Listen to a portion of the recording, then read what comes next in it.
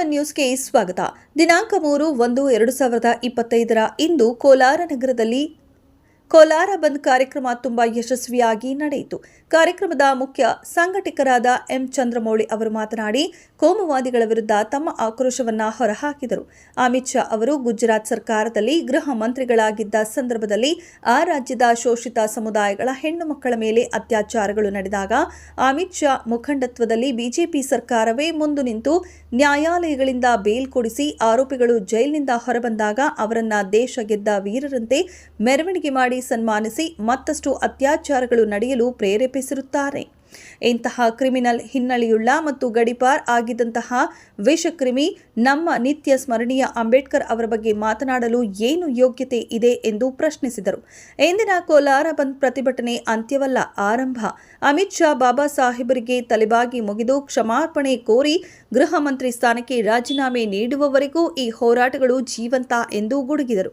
ಕಾರ್ಯಕ್ರಮದ ಜವಾಬ್ದಾರಿಯನ್ನ ಮುನಿರಾಜು, ಪಂಡಿತ್ ಮುನಿವೆಂಕಟಪ್ಪ, ಟಿ ವಿಜಯಕುಮಾರ್ ಅವರ ಮುಖಂಡತ್ವದಲ್ಲಿ ನಡೆಯಿತು.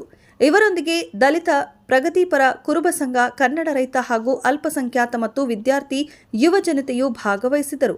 ಕೋಲಾರ ಬಂದ್ ಪ್ರತಿಭಟನೆಯು ಇಡೀ ದೇಶವೇ ತಿರುಗಿ ನೋಡುವಂತೆ ನಡೆಯಿತು. E7 ನ್ಯೂಸ್ ಕೋಲಾರ ವರದಿ ರೌನಕ್ ಅಲಿ ಖಾನ್, ಕೋಲಾರ. ಪ್ರಗತಿಪರ ಸಂಘಟನೆಗಳು, ಅಲ್ಪಸಂಖ್ಯಾತರ ಸಂಘಟನೆಗಳು, ಕಾರ್ಮಿಕ ಸಂಘಟನೆಗಳು, ರೈತ ಸಂಘಟನೆಗಳು, ಚಾಲಕರ ಸಂಘ, ಅಂಗಡಿ ಮುಂಗಟ್ಟು ಮಾಲೀಕರು ಎಲ್ಲರೂ ಕೂಡ ಇವತ್ತು ಈ ಒಂದು ಹೋರಾಟಕ್ಕೆ ಬೆಂಬಲ ಕೊಟ್ಟಿದ್ದಾರೆ. ಅವರಿಗೆ ಮೊದಲ ಬಾರಿಗೆ ಅವರಿಗೆ ಹೃತ್ಪೂರ್ವಕವಾದ ಅಭಿನಂದನೆಯನ್ನು ನಾನು ಸಲ್ಲಿಸ್ತೀನಿ. ಜೊತೆಗೆ ಇವತ್ತು ಇದ್ರ ವಿಚಾರವಾಗಿ ಬಹಳ ಸಂಪೂರ್ಣವಾಗಿ ರವಣ್ಣ ಹೇಳಿದ್ದಾರೆ. ನಾನು ಒಂದೇ ಮಾತಲ್ಲಿ ಮಾತು ಮುಗಿಸ್ತೀನಿ.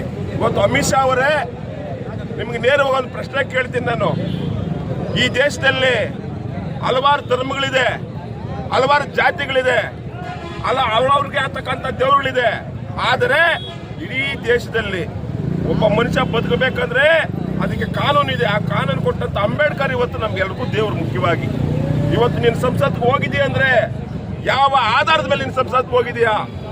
ನಿನಗೆ ಅವಕಾಶ ಮಾಡಿಕೊಟ್ಟಂತ ಸಂವಿಧಾನದಲ್ಲಿ ಆ ಸಂವಿಧಾನ ಕೊಟ್ಟಂತ ಶಿಲ್ಪಿ ಯಾರು ಮೊದಲು ತಿಳ್ಕೊಬೇಕು. ಅಮಿತ್ ಶಾ ಅವರೇ, ಮಾತು ಬಂದ್ಬಿಡುತ್ತೆ ಈಚೆ. ನೀನು ಒಬ್ಬ ಗೂಂಡ, ಗುಜರಾತ್ ಅಲ್ಲಿ ನಿನ್ನ ಗೂಂಡದಿಂದ ಹೊರಗಡೆ ಗಡಿಪಾರು ಮಾಡಿದಂತ ವ್ಯಕ್ತಿ, ನಿನ್ನಂತ ಅಯೋಗ್ಯನ್ನ ಇನ್ನೊಬ್ಬ ಅಯೋಗ್ಯ ನರೇಂದ್ರ ಮೋದಿ ಕ್ಯಾಬಿನೆಟ್ ತಗೊಂಡಿರದೆ ಈ ದೇಶದ ದುರಾದೃಷ್ಟ ಮೊದಲು.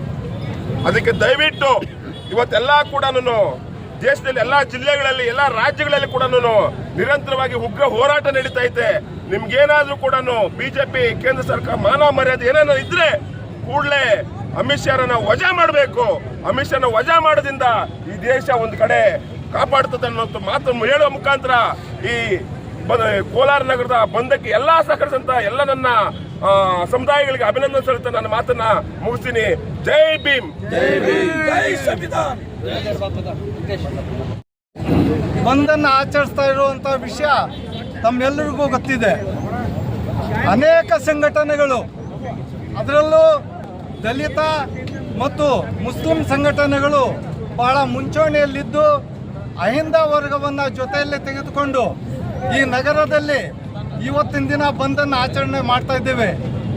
ಡಾಕ್ಟರ್ ಬಾಬಾ ಸಾಹೇಬ್ ಭೀಮ್ರಾವ್ ಅಂಬೇಡ್ಕರ್ ಅವರು ಈ ದೇಶಕ್ಕೆ ಬಹು ದೊಡ್ಡ ಅರ್ಥಪೂರ್ಣವಾದಂತಹ ಶ್ರೇಷ್ಠವಾದಂತಹ ಸಂವಿಧಾನವನ್ನು ಕೊಟ್ಟಿರ್ತಕ್ಕಂಥ ಮಹಾನ್ ವ್ಯಕ್ತಿಗಳು.